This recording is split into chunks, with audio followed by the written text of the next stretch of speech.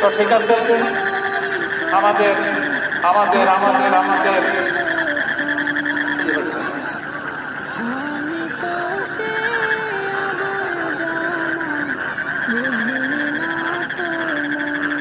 হ্যাঁ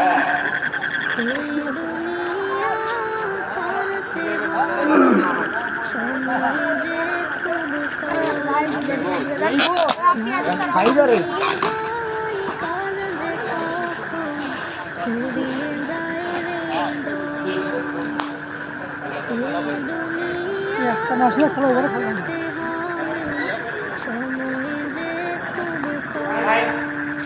মাহফিলের মূল অনুষ্ঠান কিন্তু এখন শুরু হচ্ছে।